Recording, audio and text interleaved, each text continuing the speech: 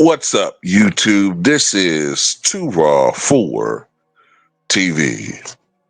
All right, so on a recent episode of, I think it's called The Big Podcast with Shaq, on his show, he had former NBA player Zach Randolph, and they started talking about different players that are playing today that could have played during their respective era of basketball. Now, Shaq played, I think, between 1992 and 2011. Zach Randolph came a little bit later. I can't remember exactly when he started, but I want to say it might have been the late 90s, like very, very late 90s into the mid 2000s, I think it was, somewhere around that range. But anyway, a lot of people feel like many players of today wouldn't be able to fit into the game of 15 or 20 years ago because, especially the front court position of power forward and center, the positions where it calls for more physicality. The game was more physical, whereas today, a lot of these guys, with very few exceptions, it's more predicated on shooting and range and skills per se, or perimeter skills, I should say. But anyway, one of the players that got mentioned was none other than Joel Embiid. And while Zach Randolph thought that Joel Embiid would be able to play in the 90s and 2000s, Shaq thought otherwise. Who's a big man you watch now and you say, I think they could have played with us? Because I get a lot of flack, but that's how I judge players. If they could play with us, I give you some props. I like Zubac. I think Zubac could have bumped with us back then. Julius Randle. It's a couple guys. What about Embiid? Yeah, Embiid for sure. I think so. Embiid. I think for him because Shaq, what was that noise? He got that deep entering. He got that. Where he from Cameroon, so he got some deep. You know what I mean. So I think he can get it up out of it. You know what I mean. Is he mean? He can be. Because I came at him one day and his response was, guys don't play like that no more. I'm like, what? What you talking about?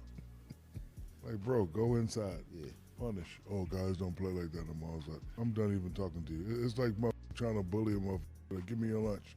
I would, but I'm homeless. Here, go. Go ahead, man. Get the on. Fight back or something. I would give you my lunch, but I'm homeless and I might die today if you eat my.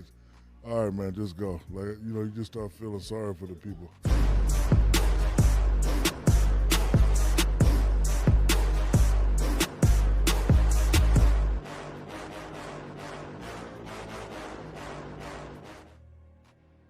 I tell you, maybe Zach Randolph believes what he believes, and it's being sincere, but I don't know. I tend to think he's being a little bit diplomatic here. I don't see Joel Embiid.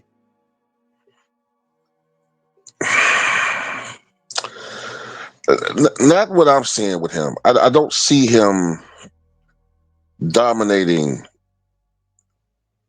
in the game 15 to 20 years ago. First of all, he doesn't seem like he really appreciates physicality. Okay. Whenever teams do get physical with Joel Embiid, I don't really see him often fighting and becoming animated by it. If anything, I see him doing a lot of complaining about physicality, complaining about calls or non-calls to the officials. I just don't see any real evidence that he would be a dominating player. Now, with his skill set, saying that he has acquired, and I'm very sure that he works on his craft. With today's game, he could be very dominant, but the way that he plays the game would not have fit into the game of 15, 20 years ago.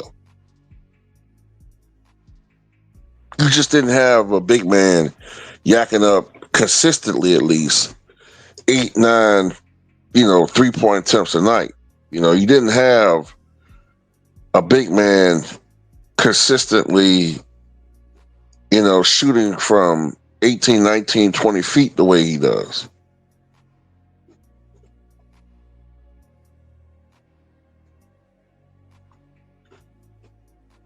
And Shaq just doesn't think that he has the toughness. Back then, you had to be tough. Back then, you were going to deal with some serious. Like I said, I say this all the time. Up until like maybe, mm, I'd say the early 2000s, every team had some type of enforcer, if not more than one enforcer. Um, You know what I'm saying? That's just how the league was.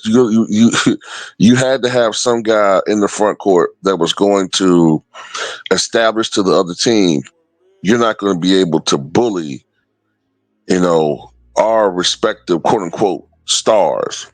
You're not going to be able to do those things, or you go pay a price. And the number one guy was Charles Oakley, but you had others. You had Xavier McDaniel. You had Charles Barkley. You had Antonio and Dale Davis.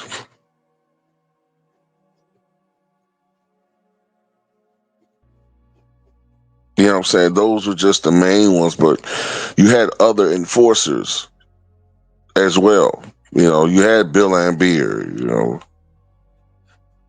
you had a Rick Mahorn, you had these thumpers and bruisers. And if you were going to be successful in the NBA, you had to have some level of physicality. That pretty basketball wasn't going to make it. Yeah, Showtime looked good, and it was pleasing to the crowd. But don't get it twisted. They could turn it on and be just as nasty, if not nastier, than any other team in the league.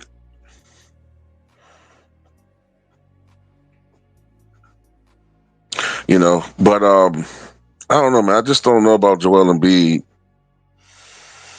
I don't know. I just don't see it. I don't see him. I mean, I could see games where he puts up numbers, but consistently back then, I just don't see it.